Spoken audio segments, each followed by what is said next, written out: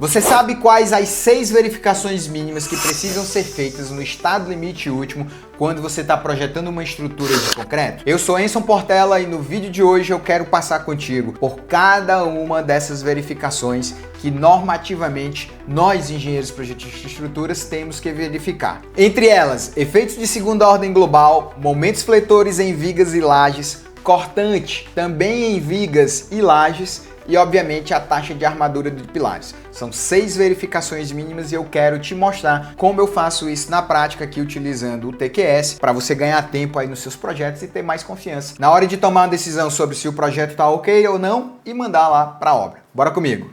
Bom, nós vamos estudar essas 6 verificações mínimas com base nesse prédio que você está vendo aqui. Esse prédio ele foi feito em laje nervurada. Ele tem uma questão curiosa, que esse prédio aqui inicialmente, na verdade eram 2 torres. Você inclusive consegue ver aqui, ó, que tem escada do lado esquerdo, escada do lado direito, elevadores do lado esquerdo, elevadores do lado direito.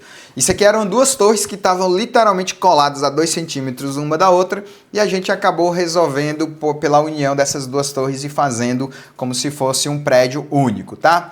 Muito bem, modelei meu prédio, carreguei, o que é que eu tenho que verificar? Verificação número 1, eu venho aqui ó, em espacial, vou em visualizar parâmetros de instabilidade global e aqui é uma verificação super simples, tá? Eu vou verificar o gama Z. Tem gente que usa o FAV-T, né? Inclusive aqui o FAV-T deu até maior. Eu particularmente não uso o FAV-T. O FAV-T, a diferença é que ele vai considerar o efeito dos carregamentos verticais na hora de fazer o cálculo lá do tombamento do prédio, né? Porque se você tem cargas verticais assimétricas, obviamente cargas verticais assimétricas geram deslocamentos na horizontal, né? Porque você tem ali leves distorções disso. Eu particularmente utilizo o gama Z porque o gama Z é o que efetivamente está na norma. Lembrando, gama Z abaixo de 1.1, né, o gama Z abaixo de 1.1, eu posso desconsiderar o efeito da segunda ordem global. Então, não só a estrutura está verificada em termos de segunda ordem global, mas ela também nos permite desprezar o tratamento de nós móveis e aí eu fico somente em nós fixos, o que na prática quer dizer que o efeito de segunda ordem global deixa de ter tanta importância aqui. Gama Z acima de 1.1 e menor do que o valor de 1.3, nós então temos ali que considerar o efeito de segunda ordem global. Então, na prática, verificar o gama Z consiste em ver se ele está abaixo de 1.3. Né? Eu recomendo gama Zs ali da ordem de 1,20, 1,25, 1,26, 1,27. Passou disso já começa a ficar perigoso. Mas assim, a rigor é 1.3 que é o que está na norma, então sigo o que está na norma e não o que eu estou falando, né? Não as coisas que eu pratico no meu dia a dia. Mas ó, abri o relatório, deu 1,25 na vertical, deu 1,26 em 0,180, está verificado gama Z, o prédio vai aguentar os efeitos de segunda ordem global. Segunda verificação é a verificação dos momentos fletores do cisalhamento em viga. O que é que eu gosto, que eu acho que é muito rápido? Ah, Enson, eu gero a armadura da viga e vou lá olhar de uma por uma para ver se está ok as armaduras e tal. Eu não gosto de fazer isso. Eu recomendo você vir aqui ó, nas vigas, clicar aqui em relatório geral e aí eu mando buscar, fazer um comando de busca pela expressão *ASL. Então eu venho aqui ó, na lupinha, vou até maximizar para facilitar a sua vida aí vendo, ó. Aqui está o relatório de todas as vigas, tá? O que foi feito a nível de cálculo, ó. Então na viga V1, ó, ela tem lá o momento à esquerda, o momento no meio do vão, o momento à direita, o detalhamento das armaduras, depois vai para V2, depois vai para V3, aqui tem todo o detalhamento das vigas. Eu venho aqui na lupinha e digito, ó, *ASL e mando localizar. E aí, por exemplo, ó, ele foi já lá para a viga 23 e deu um ASL. O que quer dizer o asterisco ASL? No relatório do TQS, asterisco ASL é quando a viga pegou a armadura dupla, tá? Armadura dupla. O que é um alerta para nós de que aquela viga pode, né, ter problemas. Então, assim, você vê que eu já pulei da viga 1 para a viga 23. Às vezes, no relatório de vigas, não acusa nenhum, ou seja, todas as vigas estão ok. Acusou uma viga, aí você vai lá e dá uma verificada para ver se ela está passando. Uma dica que eu te dou, como alguém que já projetou mais de 600 prédios, sempre faça essa verificação E na primeira versão da sua estrutura, nível de estudo ou de pré-forma, evite deixar peças com armadura dupla. Porque se você já dá um start na estrutura dando a armadura dupla, na hora que vier um pedido de revisão, já fica difícil atender, porque a viga já está para além do limite dela. Ó, vou localizar aqui a próxima. Ele foi lá para a viga 28, ó, também está com armadura dupla, inclusive uma armadura dupla bem alta, ó, 17 centímetros. Provavelmente tem alguma coisa errada nessa viga. Depois foi para a viga 33 e viga 36, né? 39 também e 45 também. E aí você faz uma listinha. Viga 23, viga 33, 36, 39. Depois, o que é que eu faço? Vai lá olhar os momentos, ver se a viga, qual é o problema da viga, qual é o vão e como a gente pode corrigir isso. Depois que você automatiza isso, fica muito rápido. Principalmente quando todas as vigas estão ok. Porque eu não tenho que ficar olhando viga por viga. Se todas as vigas estão ok, ele vai passar tudo rapidamente e vai retornar que não foi achado nenhuma viga com armadura dupla. E o cisalhamento, Enzo? No cisalhamento, você coloca asterisco, tá? Asterisco, espaço, VSD. Quando isso aparece, ó, tá aqui, ó, asterisco, VSD, maior do que VRD2, ou seja, esta viga 14 tá com problema de cisalhamento muito provavelmente. Próxima viga, viga 15, também identifica problema de cisalhamento. A próxima não tem mais. Você vê como é rápido verificar o cisalhamento? Ou seja, aqui eu garanto que praticamente todas as minhas vigas estão passando ao cisalhamento, com exceção da viga 15 e a V14. Aí cabe a mim, engenheiro, ir lá na viga V15 e V14, abrir o diagrama dela e ver o que realmente está acontecendo. Será que essa viga realmente não está passando? Né? O que está dando? Ó, ele armou na viga 14 e botou bitola de 50, então provavelmente realmente não está passando. Será que é um pico de grelha? Será que realmente é um cortante dessa viga que está aqui? Bom, aí essa verificação você realmente vai ter que fazer. Mas entenda que é muito rápido você verificar as vigas. E as lajes, Enzo? As lajes, você vem aqui, processei as lajes, entro na edição de armadura dupla. A laje também é muito fácil. Como é que a gente verifica ela rapidão, tá? Eu seleciono todas as faixas, venho aqui em faixas e explodo elas. Então todas verdes, ok, momento positivo nessa direção, todo mundo verde. Então beleza, passou. Ah não, tem umas vermelhinhas aqui, ó.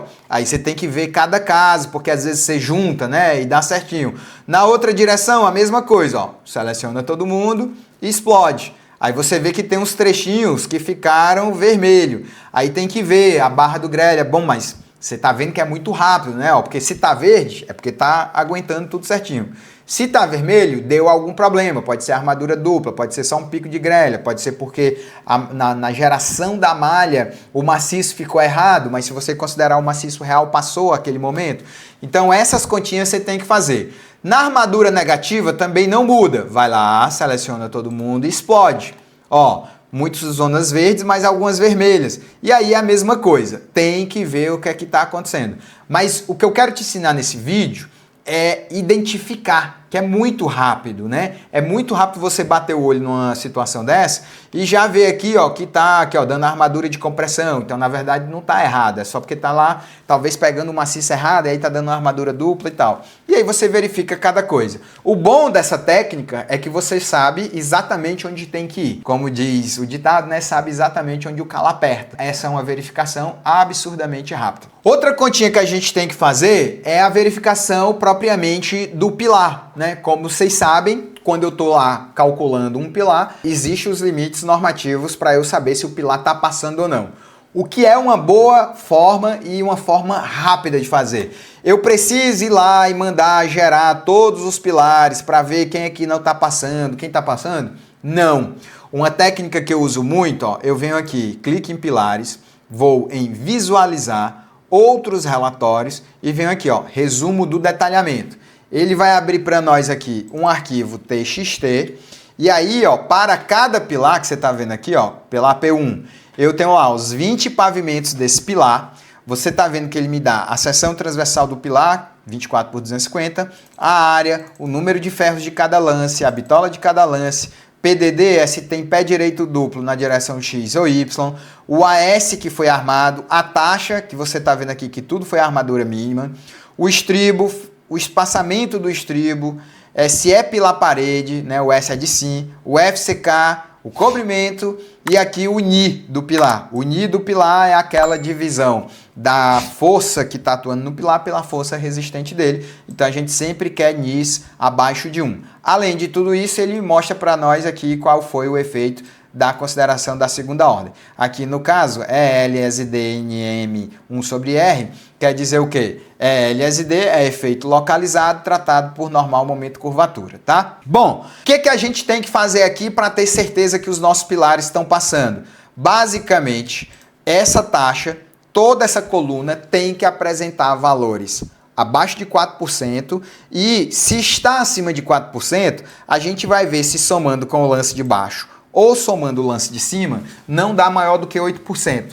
Qual é a lógica? Gente, isso aqui é a lógica da NBR 6118, no qual ela pede que a taxa máxima da armadura de pilar de concreto não exceda 8%, não é 4%. É 8%. Só que a norma vai dizer que esse 8% também vale para a zona de traspasse, né? Ou seja, naquele trecho onde sabidamente a armadura de baixo passa para a armadura de cima.